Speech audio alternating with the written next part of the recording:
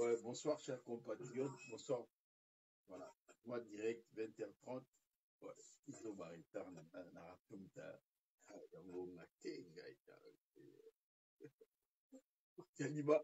Euro Taliba va sepeli. Chilombazo seka. Ah, ngaye. Bokoyo. Pasika. Oui, Bino. Parce que le problème, c'est quoi? Le problème, c'est que la classe politique congolaise n'a pas compris manger. Et c'est comme s'ils n'ont pas compris à qui ils avaient affaire.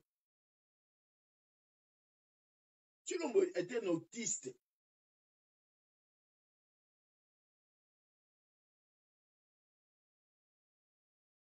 L'autisme, c'est le trouble d'envahissement du développement qui est caractérisé par la communication verbale, non verbale, interaction et consort, l'interaction sociale. Les politiciens abisso n'ont rien compris. Les politiciens abisso n'ont rien compris. Il y a makamune ezokini. Balokwa ba mikie. Le fait que bango balata ba veste na ba cravate, le fait que bango ba koma boeboe, ils ne veulent pas comprendre. Ba mitaka na ba posture te ke ba na ba limite. Tellement ba komi na ba niveau ba popularité na ba niveau ba responsabilité, ba foule ba nine belé ba bolanda bango na sima, ils ne se rendent plus compte de la réalité. Makona ba koma likole vanda na sete.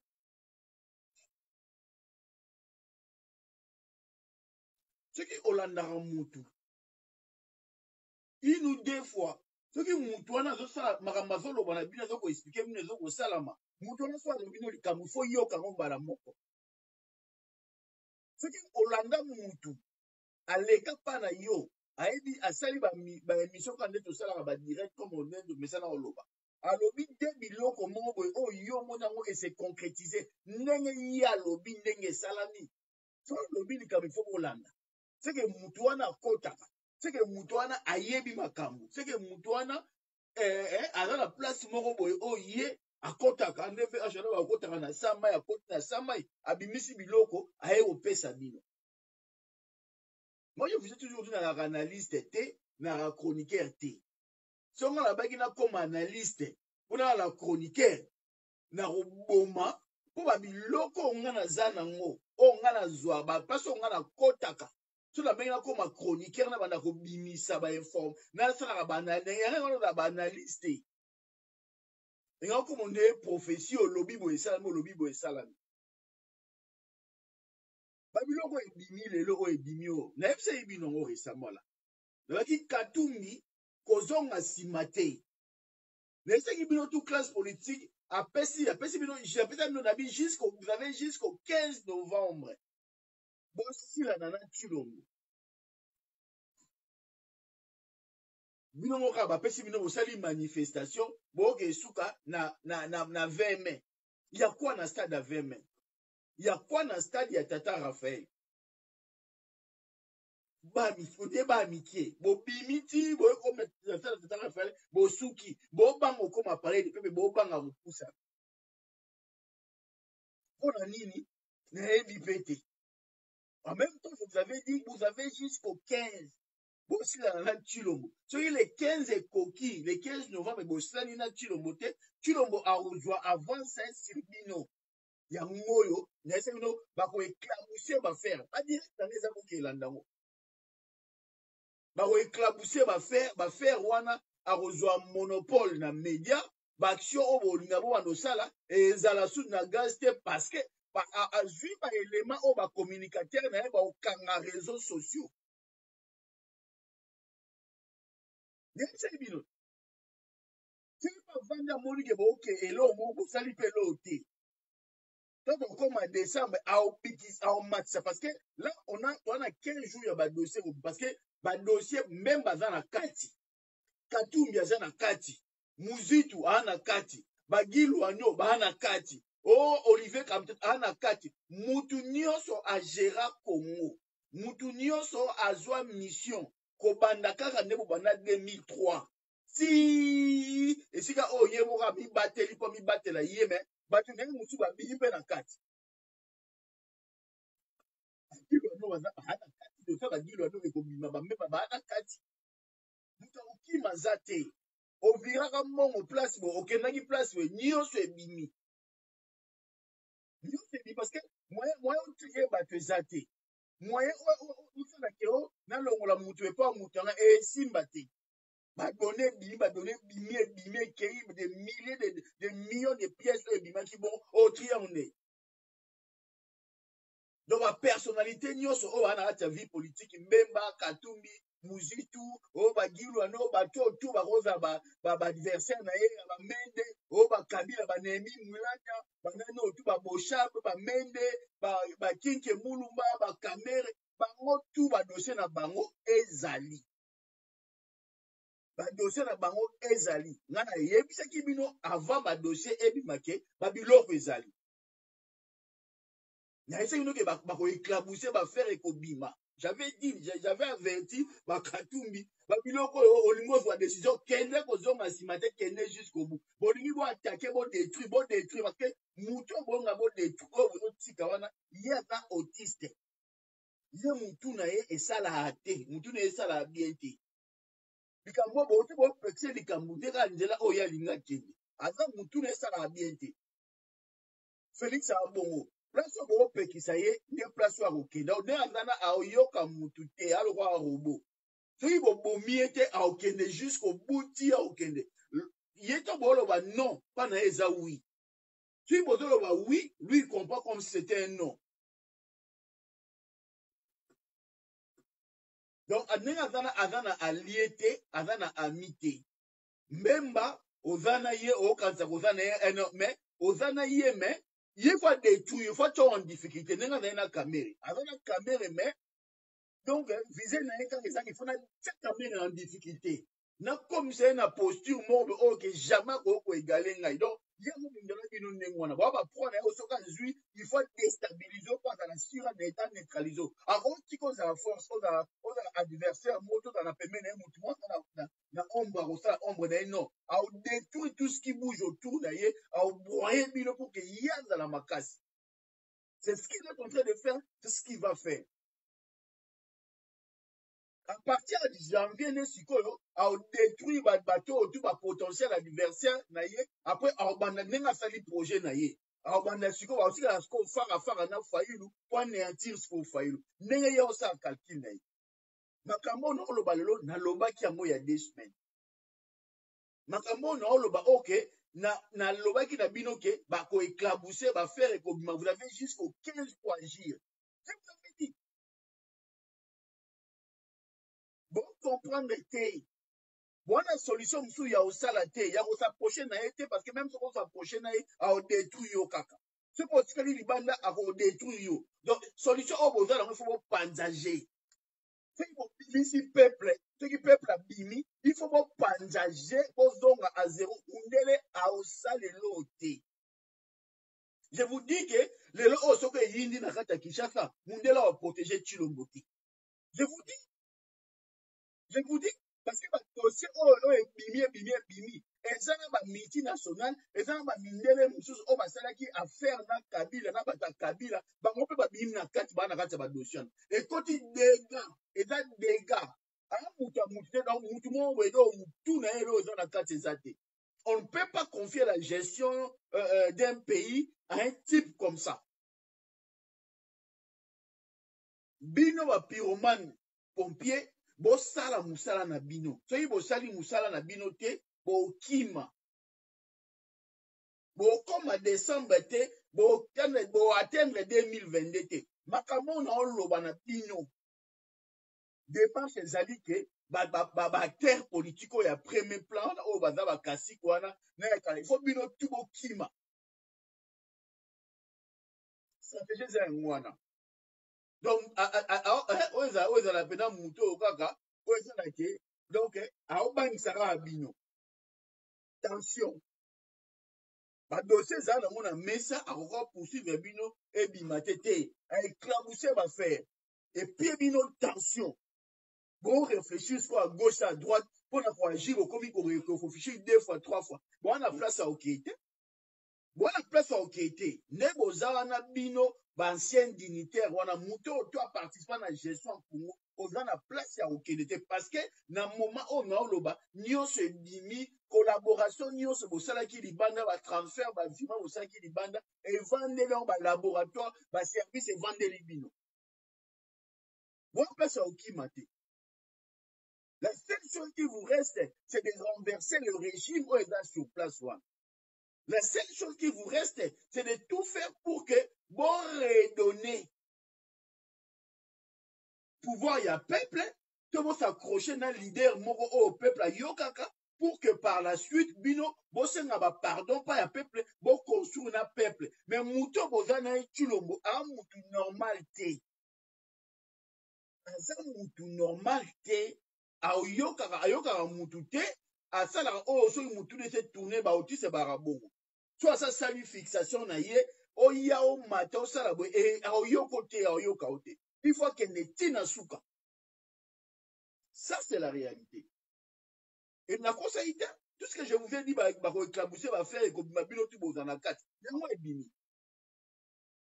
J'ai dit ça plusieurs jours. Quand on a annoncé, conseil des va interdire, va annuler. Kakaboui, n'a le banana kakaboui comme une blague.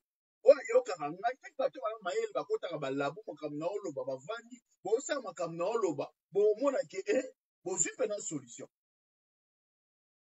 Élection, bo sana. Quoi atteindre 2022, ce n'est pas une bonne solution. So, au commis au niveau politicien, pendant au joueur dans la mission politique. So, on a espéré, au comme 2022, pour la 2023, bon, ça la politique. Moi, je sais ce qu'on bino. Ceux qui ont un politicien, on envisage comme président Congo. Aujourd'hui, c'est la 2022, le cas 2023. Bon, ça la politique tika. Bon, on voit un député qui na ndenge schéma oyo ya vandisi yango asa lui fait faire ya Belgique. Charles Michel a rassuré auprès de l'Union européenne qu'il va accompagner le processus électoral à l'État. Depuis que quand il m'a vendu. Donc, schéma élection bobo sana. Et les élections, ce n'est pas seulement la CENI. Le processus électoral se bolingue dans la dépolitiser. Il faut qu'il y ait une transition. N'ayez pas peur de dire les mots. N'ayez pas peur de dire les choses ouvertement. Parce que lui, il a compris que Bino va pas remplacer les mots. Il va pas jusqu'au bout, il y a raisonnement na Bino, il y a pensée na Bino. Et il y a à comprendre, il anticipe les enjeux pour vous mettre à mal, vous déstabiliser et pour que lui gagne l'opinion.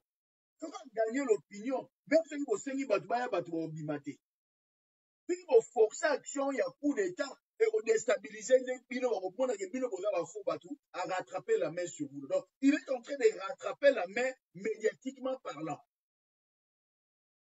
Et ce qui a rattrapé la main, on a peuple a croire qu'il y a un moutumala où il y a changer les choses. Oh, il est lié avec le Rwanda. Lui, il a tout cédé au Rwanda. Parce que le Rwanda, avant, utilisait les groupes armés pour exploiter les minéraux dans Bissau.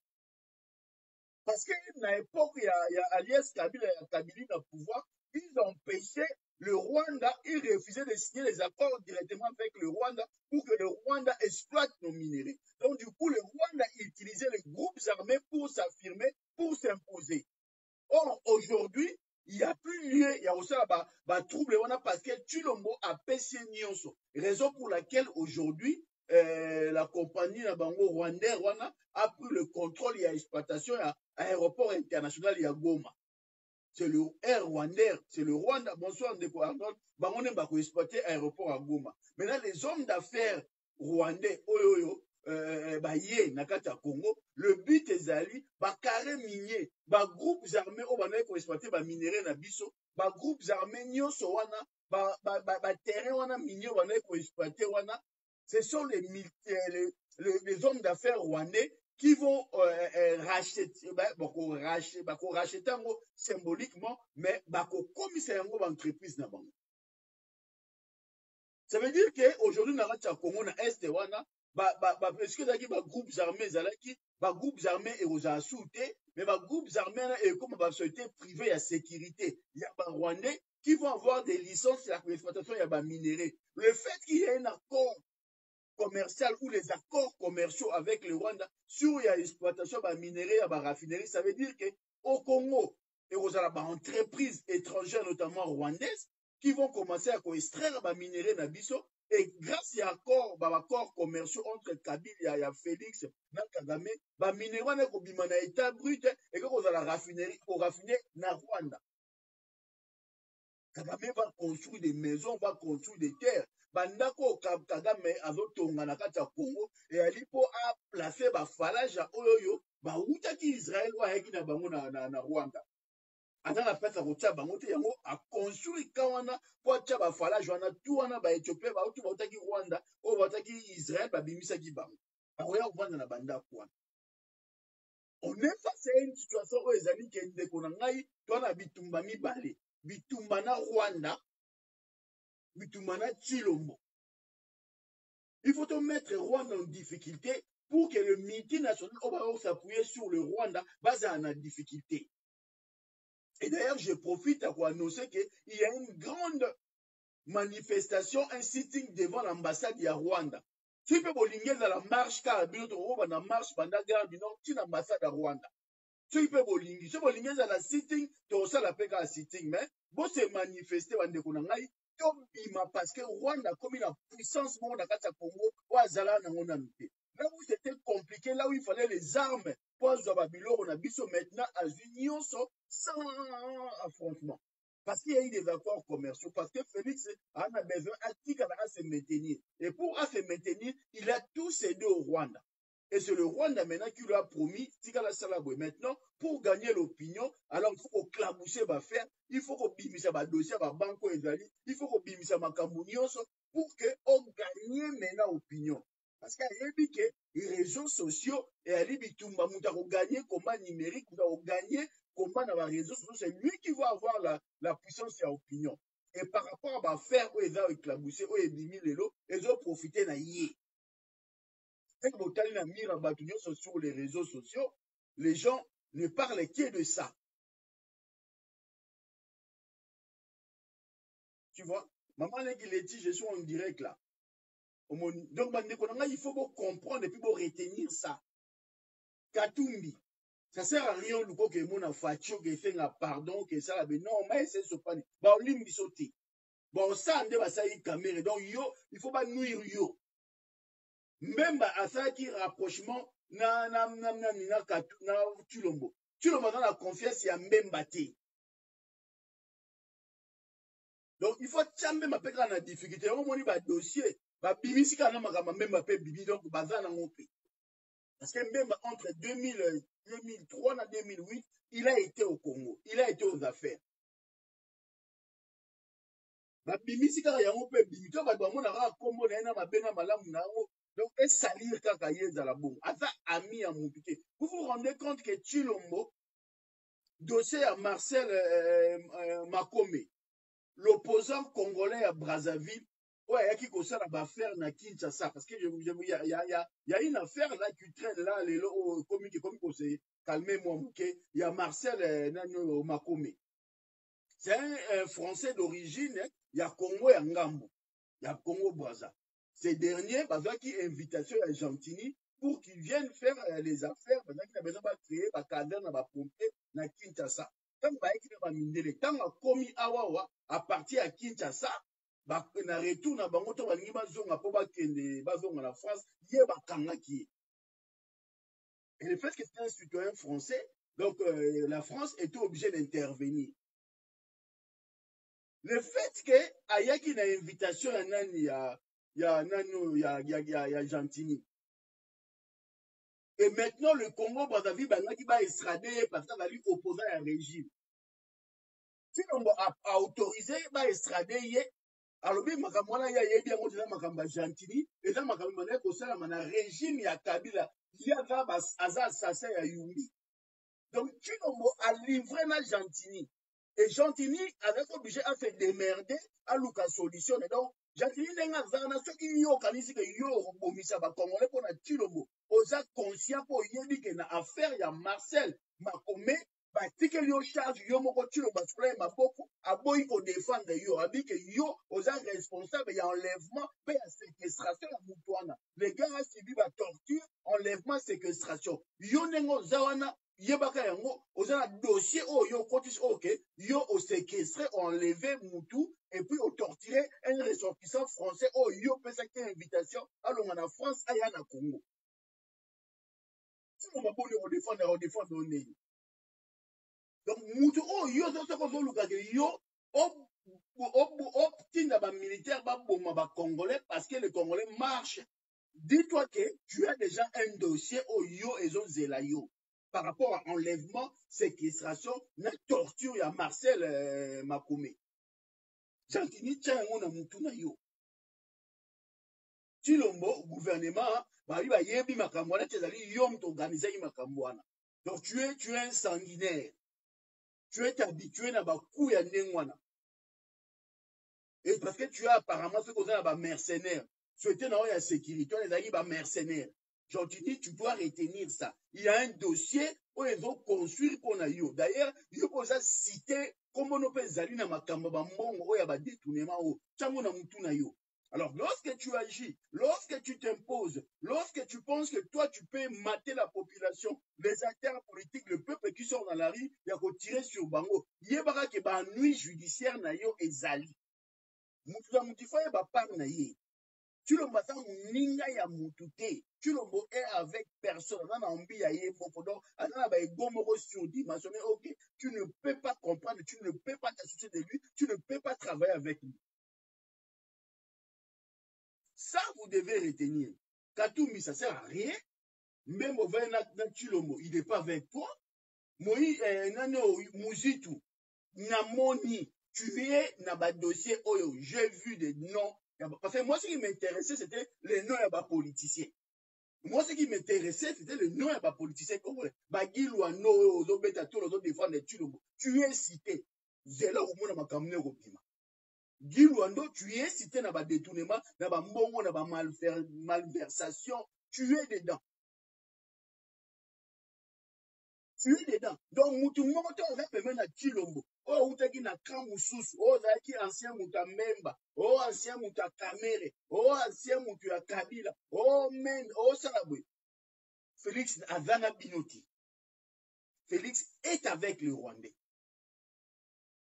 Félix Azali lié na Rwanda. Azana Moutouté. Jacques Chabani, a dit de PES en 2014.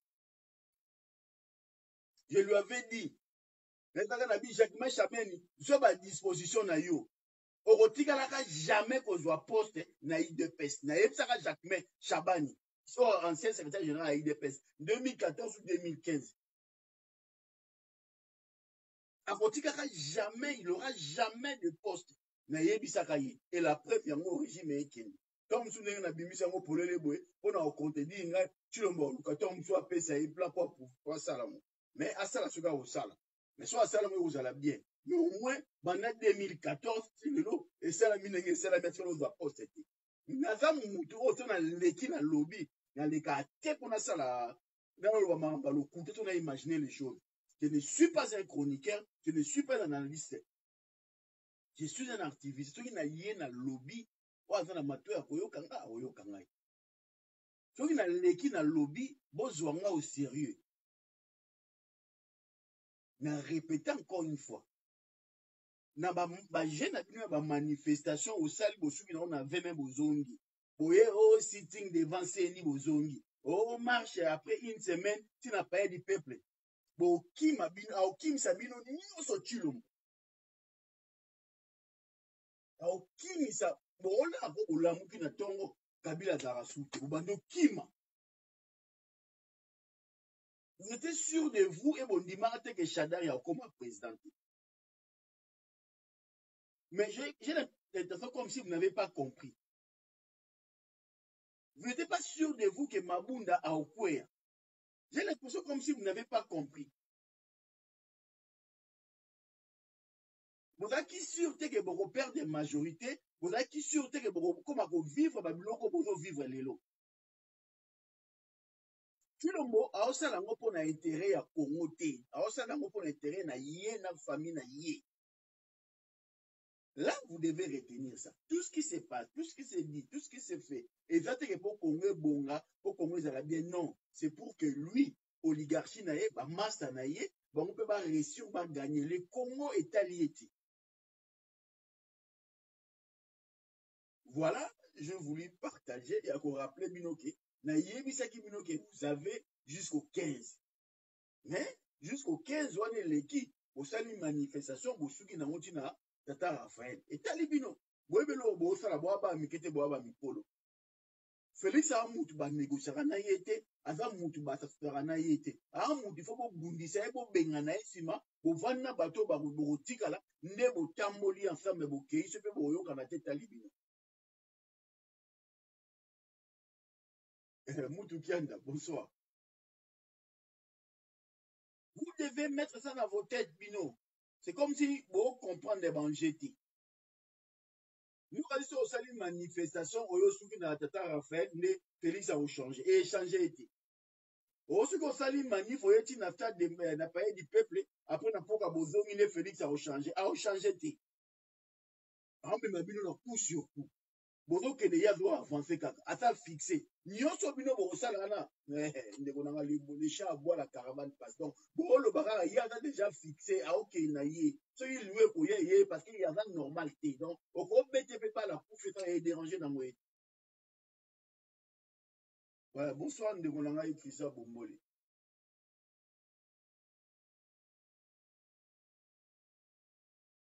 Ndeko na ngai c'est la réalité. C'est la réalité. Mutu nyonso o participé na gestion ya mboka dossier na eza na kati. Moi je me suis intéressé na ba poids lourd ya politique.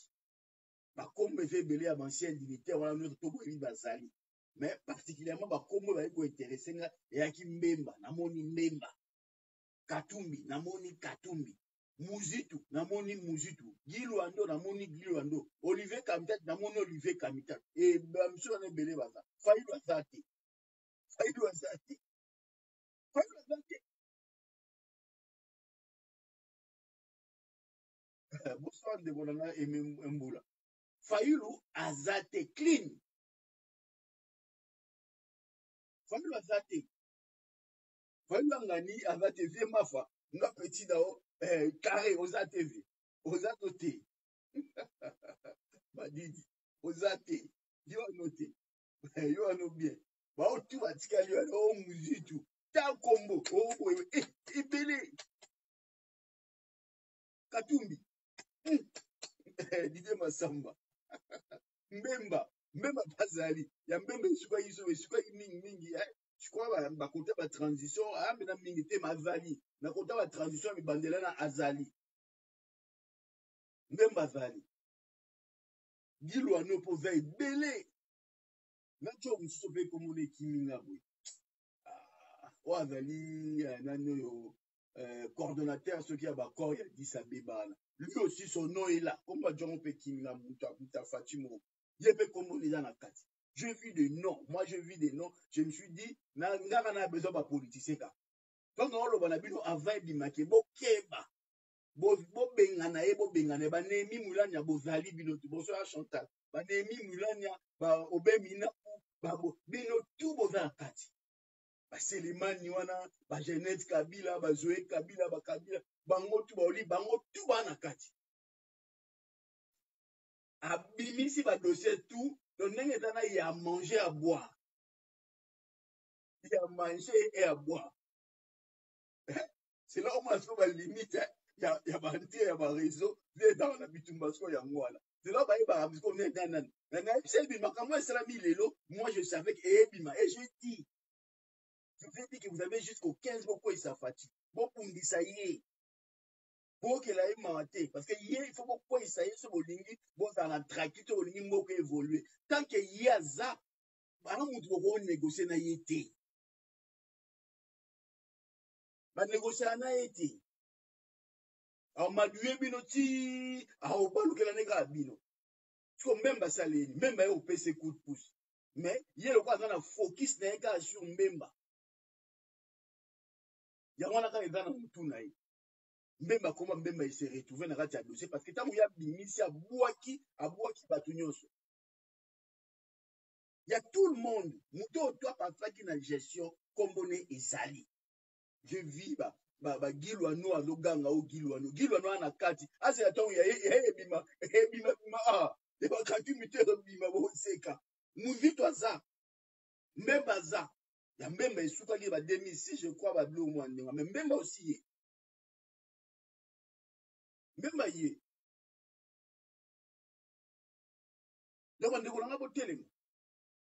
Mandeko na ngai oba mba sitting na no bo salana o bo sitting bozongi ndako bozeli une semaine o bo bimi tu échanger rien na vie à Tshilombo ba makambo to ya ba sitting o bo fa ba makambo to sila na sila ka kala mingi te ti ba décembre sila à partir de janvier muta o a ko ma kone ko bundisa ko fayilu bien ti ba luka ba sisa ndenge basali plein na bonde ba na schéma na bon jusqu'au 31 décembre 2021 awawa fayilu il va foutre la paix il a réduit nanu bato ba obstacle o eza na chemin na e bata ba FCC wana batikali wana bakatumbi ba Mbemba malgré na Mbemba bana Mbemba te atite bango tu wana ba muzitu tu wana ba adversaire wana abimisi bango ba dossier atie bango na ba situation moko en difficulté pour dans la contrôle sur bango donc soit marcher sur bango allez on tire à front et mon failli mais faut à déstabiliser bato wana tout on a déjà crédit on a déjà aura aux yeux et opinion et vous favoriser, vous faciliter.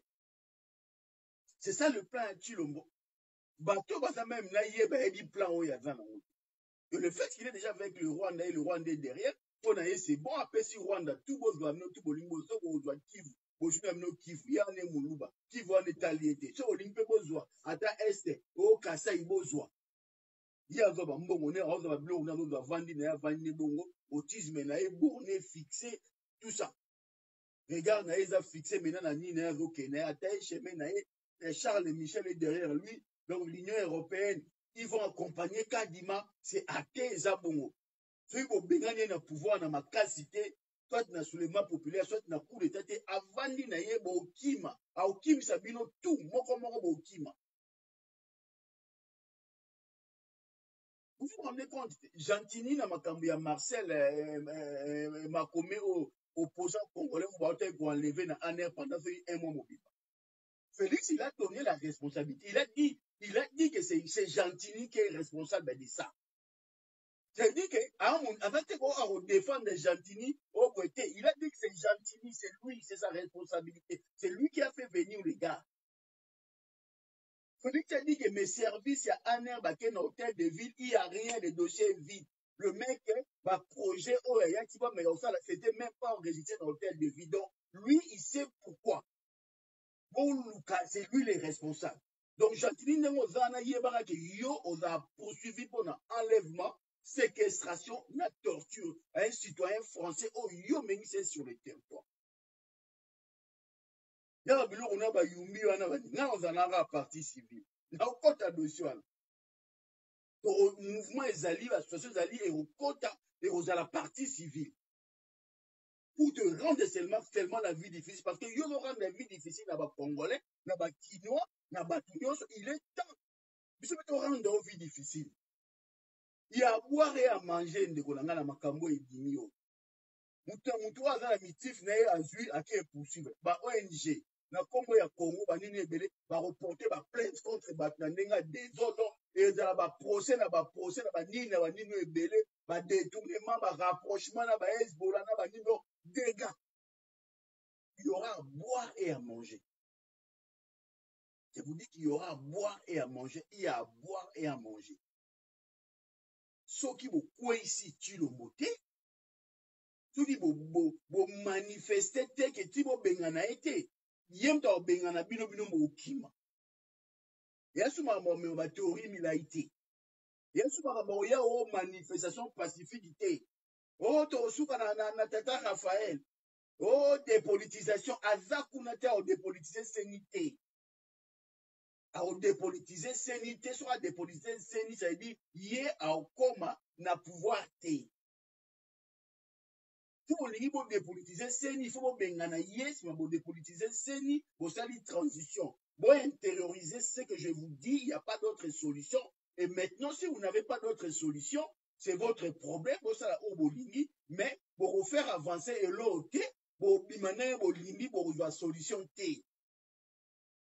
Parce que lui, il a le feu vert de la Belgique, il a le feu vert de l'Union européenne. L'Union européenne a lobby na yé à observateur. Il va financer l'observateur. Il va organiser à une délégation à Batounaï où va représenter et va observer. Ça, c'est la proposition de l'Union européenne. L'Union européenne a dans la démarche à quoi il s'habille à Kadimati. Bofungula matoi na bino boyoka. Boyoka. Naza chroniqueur T, naza analyste T. Oh, bonsoir, bonsoir, Ndéronama Cousin à Lungwa. Naza politicien T, naza activiste. Mais, makamu nyonso na lobi na bino na ndiko loba no depuis novembre et bandaki à octobre avant. Nyonso donc se concrétiser. Vous comprendre quand même que ah, mais nini muto makamu nyonso azoyebisa biso esala. Ndenge nini mutu makamu nyonso azoloba na biso c'est que mutu ngo foto yokela kai. Naza tenge bato bayaka a dénoncer toi lobi bêtement ya kino. Na yé na pesi bino remède. Wana remède te. Wana remède musuite que bino moko ba pyromane pompier bo agir. Bo agir na ba moyen nyonso o bolingi. Bo agir, on va faire la diplomatie. Une fois avoué est à moitié pardonné. Ce qui bino moko mutu bo tchaki na pouvoir wana bo bengani. La moitié, une fois avoué est à moitié pardonné. La moitié vous allez pardonner. C'est à prendre hein, ou à laisser. Mais, bon, comme une phase, bon, c'est la survie politique na bino. Bon, c'est la survie. Donc, moi, c'est un avenir politique, moi, c'est une vie politique. Et comme une survie politique na bino. Bon, tiens, on a moutou na bino. Bon, c'est la, bon, comme une survie. Donc, tant que bon, ça va manif, là, bon, que c'est pour votre survie politique. Nous avons la vie politique, nous l'avons là, comme Martin Fayou. Puis, nous, tout, on est déjà la survie politique na bino. Maintenant, vous avez le choix. Vous voyez, on est étiqueté pour Bossala. Chacun là où il est, allez, bah, la bon. Moi, la maillot, avant de continuer au Bétabiso Bakou, en même temps, tu vois, plutôt ça, ni toi agir comment. Il appartient maintenant à chacun là où il est, à réfléchir à la, il faut réagir, il faut donc ça coup. Mais, vous espérez que, bah, à dialoguer la bino, vous espérez que, à dépolitiser, c'est ni pas ça, c'est fait ça bino. Ce qui dépolitise son nom est par rapport à le fait qu'il y a une violence, il y a une force, une pression populaire et que vous déstabilisez, vous êtes contre 1000. Vous avez besoin de dépolitisation et CENI. Sinon, oubliez, Bobo Sana. Ça, c'est la réalité. Ça, c'est la vérité. Je vous l'ai dit, et ça bongo, et ça peka bongo. Donc voilà, je m'arrête là pour aujourd'hui. Dans ces cas, total. Potala ndenge ba réseaux sociaux ekomi potala ndenge ba dossier ebimi ndenge bato bazosepela ndenge baota potala ndenge bataliban bakomi nini ekomi ya bakomosepela batie point oui batie point parce que bino boyebi komaintenir bavance na bino te parce que bino boyebi kokonsolider place na bino te posture na bino te bozo koaccompagne ye ye azo koaccompagne amoni balimite na bino abandi martela bandi kotia bapoint il commence à avancer aodevancer bino kala mingi te à partir de 2022 soki botiki avandi en vie jusqu'au 31 décembre 2022 soki ya 2021 soki tokoti na janvier 2022 c'est fini aomate bino nde azokende boye aokende na bino ka boye aotia bino contre mire mais bopola mais bondima te bomona te fati aopolisa bino mais bomona te je vous dis en toute honnêteté fati aopolisa bino mais bondima te bomona te aoganye biso tomona te aoganye biso tomona te On dirait que mais tu as ma public, mais à gagner. Parce qu'on avancer, on tient ma pied, on a bien, on avancer, on avancer, on avancer. Donc même qu'on banga, qu'on dénoncer la pratique tribale ou à sala. Nous sommes banga même qu'on dénoncer. Comme le niveau, comme on banga yé. C'est triste. Na ba fulo to zana ba million libato to banga fayu mutoko la nani tulo. Vous pensez vraiment à ça? Vous vous rendez compte que le FCC qui a dirigé le Congo pendant 18 ans na AFDEL, bana ba élément militaire na kati armée, mais ba obanga. Bobanga ni. Bobanga te aolia bino. Donc vous signez, tu as au koufa koufi, tu pouvoir résoudre na balabala comme na balabala. Bon ma peka aye bo sina no pouvoir te botika pouvoir na balabala bon. Mama monsieur ezala ndengwana, mama monsieur ezala ndengwana muto yo esenga ifoto longola na terrain. Bolé na bino pe lo te na bolongoli na terrain. Parce que en ça obstacle non seulement le développement ya mboka, mais aussi à freiner mboka pour mboka kende et se sécuriser. Parce que vous avez des militaires partout, vous avez des peuples partout. Qu'est-ce qui vous empêche, vous, aujourd'hui, dans la manif, dans le bon, peuple sont bimi, à vous en a coûté, c'est une solution. Qu'est-ce qui vous empêche? Bon, quand vous avez ce peuple là, tellement de besoin, c'est 2 heures du temps, 3 heures du temps, ne va dépolitiser, c'est vous pensez que lui va faire ça? Vous êtes sûr?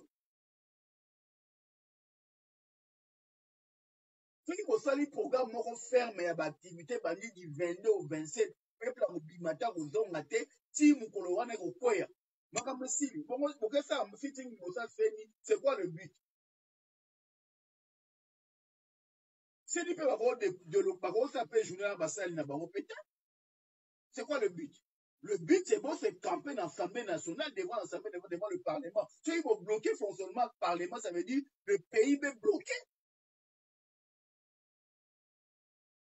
Parce que la seule institution où il faut que ça, bureau, il y a CENI, c'est l'Assemblée nationale. La seule institution où il faut que ça, bureau, il y a CENI, au sein de départ, c'est l'Assemblée nationale. Parce qu'il y a l'organe, il y a appui. Il y a l'Assemblée nationale, il y a démocratie, Assemblée nationale. Au niveau que vous perdez de temps, que ça, la sitting, dans le bureau à CENI. Bon, ça, la sitting, lundi, dans l'Assemblée nationale. Ou bon, ça, la manifestation, qu'on va lundi, si samedi, la manifestation, le 7 ou le 17, pardon, le 27. Bon, ça, la au moins, ça peut être posa abima. Bon, ça, la ça peut être kanda. Il faut que vous arriviez à un moment à se dire que est-ce que manif on a autre chose, est-ce que franchement, je n'énerve pas le peuple. Bon, c'est la manifestation diaspora, mais ça, on vous kara qui parate. C'est que démarche n'a bino bo ke nango, car bino mombo comprendre yango kaka, bino moko.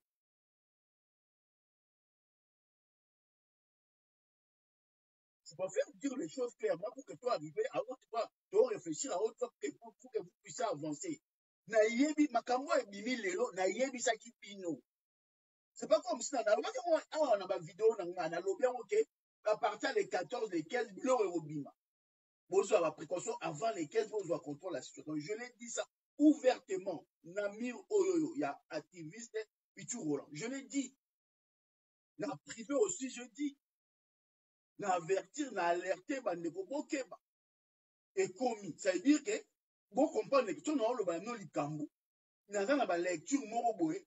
Baka musipe na oloba ngo parce que na kota ya musu na kota ki place moko be na ba place moko na ba information moko o musu ba ki musu ba na ngote bino pe bo na ngote. Ça aussi il faut vous reconnaître yango.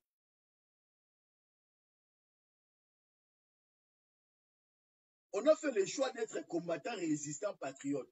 On a fait le choix d'être activiste. On a fait le choix de faire des directs en lingala. On a fait le choix de s'habiller en chemise normale, classique, simple, lorsque on s'adresse dans le Congolais.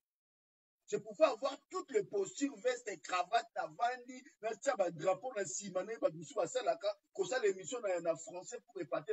ça ne me ressemble pas, je vais rester moi. Et puis, na lingina solaka na ba congolais na nenga mnoka mboka na la simple na salake na non na plus de ceux combien de mètres carrés na ko ça la bureau nene vandi na ba drapeau na ba nina si. Mais na préféré na ça na cadre na ou réservé comme ça, sans matériel, sans drapeau, sans nini bani.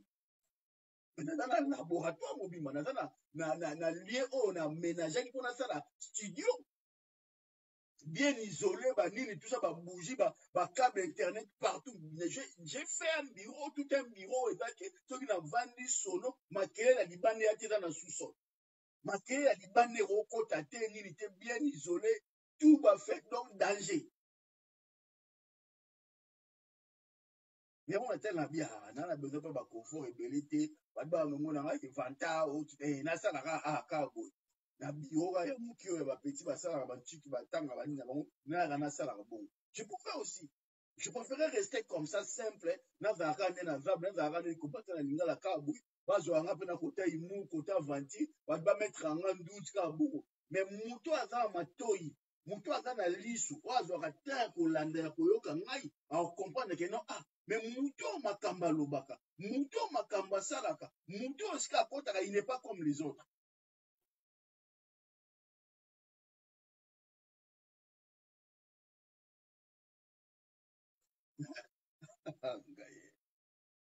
Mais maman la maille déjà en 2014. Donc comme on a maintenant on t'a scellé l'Afrique, il a parlé. Baebi, on t'a sur la promote, baebi. En 2014 déjà, on a commis à la rame, mais on a commandé avec le système que non boya to kende. Ba vandi pe ba expliquer biso makama mboka nenge za mama ça baza bae.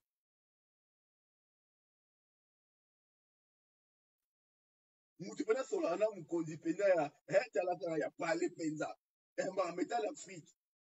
Na niveau parlement pe yene mtatala kama metali ya Afrique entre mboka o na papa. Donc on t'a kabanda to bunda ka to zo ba nouvelle to ya ka mais vie za bon. Mutam to ifa ba posture na nga na posture na nga na besoin te ko na za soki na mandat électif o ba voter nga député on est monsieur président Congo non. Moi je suis là na intelligence na nga na savoir faire na nga na ko apporter ngo pona mboka.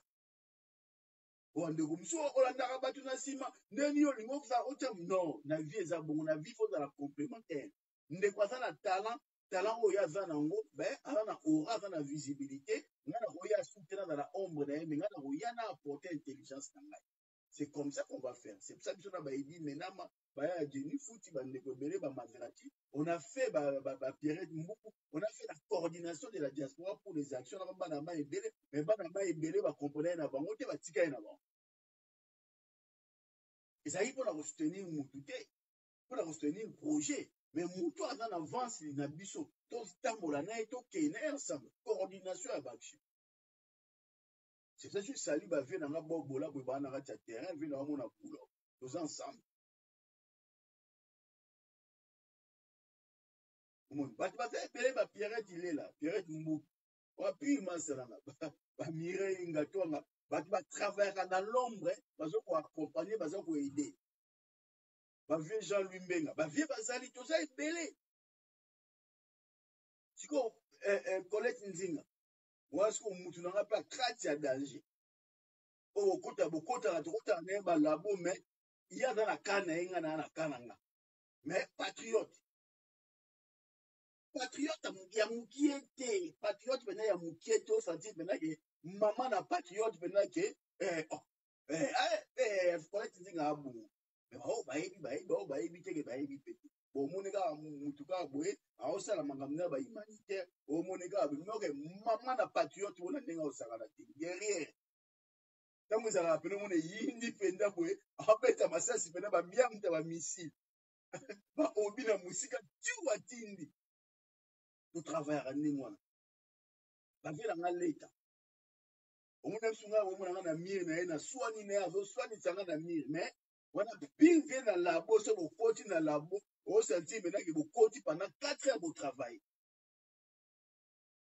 eyaka ndenge wana mais na mire toswana na ye c'est mon vieux on appelle d'accord, on a peine à aider à tuner, à gazer, petit nae. C'est sûr, aux hommes, dans labo, pour continuer dans labo, ça dit, bon, travailler nae. Alors, peut s'appeler, au bête, au pète au salabou, au salabou, oh, t'es vieux, oh, t'es petit, on a mis la manabi, bon, mais bon, travailler dans un laboratoire. Je dis, maintenant, ma n'est mon bah, 6 heures, pendant la réunion, on a vu que travail idéologie. Tous les jours, on travaille, on s'en va résumer, il faut travailler en Némois. Ça sert à rien que quand la boule, quand il faut la danger, il faut les kabatou, il faut la liberté, intelligence collective. Yoye, oye, apporter, to ken un leadership d'équipe. On va être plus fort que ce qu'on dit dans le leadership individuel. Leadership d'équipe, et c'est la mutualisation de moyens d'effort. Ou à ma casse na o aye, ou à ma casse na o à ma casse na o, to sanisa mo to comme force. Mais ce qu'on lingi yo le calicolo, on a ma faute, on a ma insuffisance na yo, mutuwa mondi matin. Mais combat peut l'esprit à congolais. Tant où yo moyen la logique, yo la savoir que yo dans danger. Bah on l'a tellement esprit, attends ma mossa les amis, bah tiroga et quoi yaka. C'est vrai que l'habitude à bébé Bazali, Bazarana, mais tout tirer les choses vers le haut. On a vu dans le coup d'amour, on a bloqué dans le Taliban. Voilà. Au moment, un moment, Antoinette qui est là. Makambo na lobby au lelo, j'avais déjà dit ça. Makambo bimi lelo, il y a 2 semaines à avertir Bango, na mebitala. Vous avez jusqu'au 15 Bobundi, ça tue le mot. Si vous allez jusqu'au 15 Bobundi, c'était à partir des 15, il va avoir le contrôle sur vous. Il va avoir le contrôle, il y a les réseaux sociaux. Il va avoir le contrôle jusqu'à ce qu'à un certain moment, bon, on a déstabilisé, comment, bah, éclabousser, va faire et bimia. Yo, ce qu'on les calibosso, y'a le bani. Ceux qui mouillent, le babimi, c'est les baffaires, naï. Ceux qui katu, le babimi, c'est les baffaires, naï. Même à soi, le babimi, c'est ceux qui disent, le babimi, c'est. Ceux qui battent la kabila, la némi, bango, tout va babimi, c'est la bango, tout va en kati. Je vous dis que je vais regarder la liste, il y a pas politicien, comment va te belé, moussona, il y a pas kabila, il y a kabila, cousin, il va pas intéresser. Moi, ce qui m'intéressait, c'est la liste des politiciens. La liste va politicienne. Et je dis qu'Atoumi est là. Memba est là. Mouzitu est là. Guy Luando est là. Batu oyo ça neti bateli moi fachi neti moi bien bundisa bango tu baza mutazate ka failu bien na madidi aigle vieux zate carré mutal bosse na no luka atalo vieux na luki ba liste wala tala kota la bo pra tala na se komba vieza ti Marlène Fayou vieux oncle là posé analyste ebimio azati adversaire na bokolela na fuya ça fait combien de temps na fuyaka kaka ndeko nanga dida na fuya liste na fuya bana na banda oluka mafaza te obeto mufitu azongaka mufitu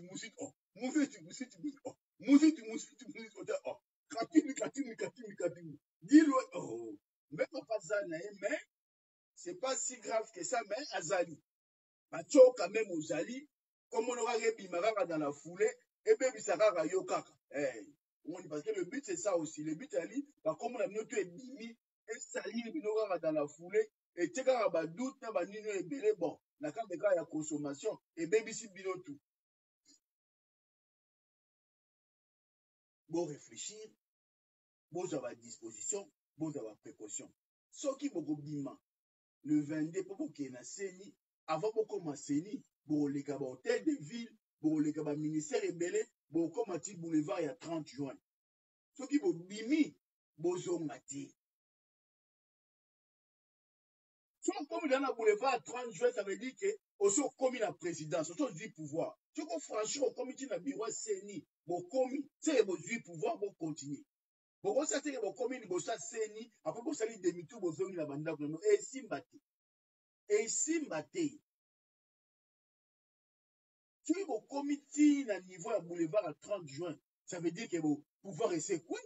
Pour on dit comme nous ça veut dire qu'on l'équipe la voie d'Isaïe. Ça veut dire que bon on la voie d'Isaïe, bon continuer 24 à venir à libération, bon les candidats à gouverneur, bon les hôtels de ville pour que ça veut dire que les régimes est déjà c'est trop franchir quand la libération on a franchi un autre pays. Comme la boulevard à 30 juin pour que les côtés saignent, ça veut dire que régime c'est quoi? Régime est quoi il bonjour à point. Régime est quoi il ça veut dire que vous continuez à souka, vous qu'est n'a pas de la nation vos yeux. Bokomi ko négocier na bango soki bokangi eloko soki bobotoli seni bokomi onégocier sikoyo na bango badepolitise tanke bobloke institution moko te bonégocie na bato ya pas de rapport de force bino bobima bomarche nsima bozoki non soki bokoti bobloke nini opaya du peuple bokoti bobloke yango bozwi yango en possession to la voie d'Isaïe. Vous commencez à négocier parce que vous avez pris une portion ya symbole ya mboka. Que vous ne l'avez pas, non. Là, si vous allez maintenant, Guy Luando, il n'y a pas la liste. Guy Luando a dans la liste. Oh, ils ont dit, Makambo est dit, à la kati. A détourné danger, à la kati. Ah, c'est le hobby. C'est que, bah, tu là, maintenant, bah, il te pas ça. Bah, il te peut communiquer ça. Katumbi pe kombe zali ba muzito kama fanda zati ba F badai ba bazate mafazati Olivier Kamita tu paza ba Nemi Mwilani ba mutu baza ba tout ça va aller. Bonsoir ndeko na ngai Mireille Ngatonga. Non, on est bien. On est bien, on est sur la bonne voie. Christelle Winer a Wimbe Mbazu. Tu ne m'as mon tout autiste. Asa mutu te nenga azana da borné aza fixé la logique na ye donc akomi aigri ayoka mutu te donc bato tu wana oyo aza na fixation na bango il faut beta bango ka bongo il faut salir pas jusqu'à la fin.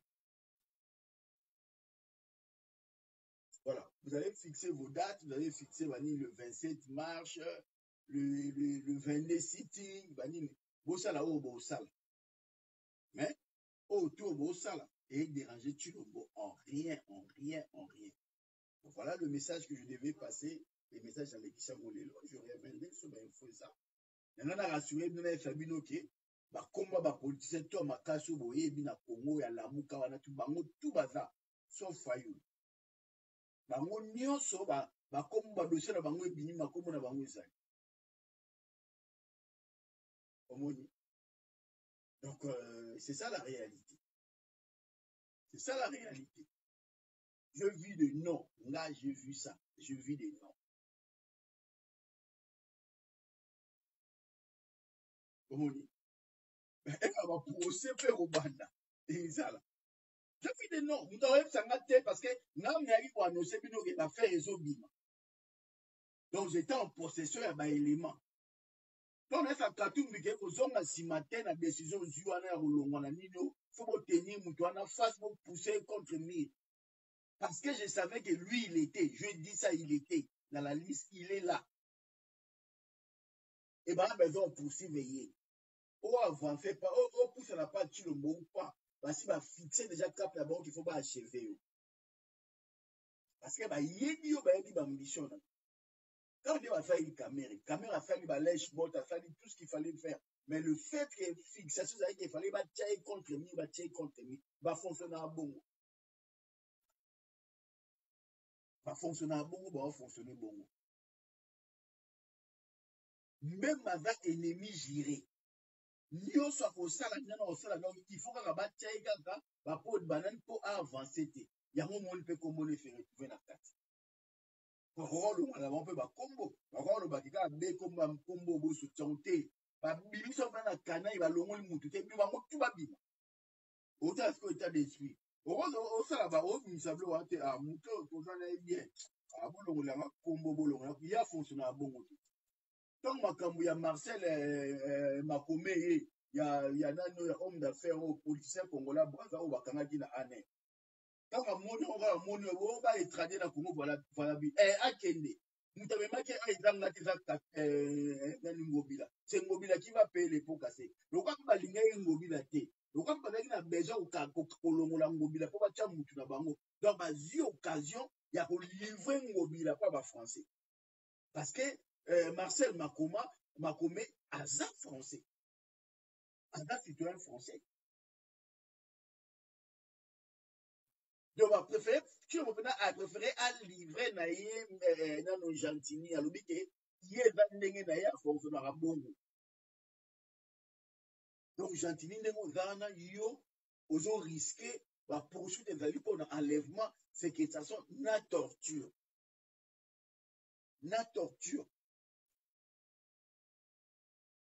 bimisaka bato bambila ndenge obimisaka opose kaka na ndenge osopose kaka na bato pesa kaka baordre ndenge osala na babeta baboma babuka yebaka badosie ezali tolashe o te ngai na kozala partie civile na dossier wana ngai na kozala na partie civile il faut ngai nakota na dossier wana parce que yo kaka ndeko na ngai Jesus na kozala partie civile na madossier ya séquestration ya enlèvement na torture oyo osali na monsieur Marcel Makome opesi moto invitation ye okangi ye mpo boestrade na Congo Brazzaville parce que aza opposant sasa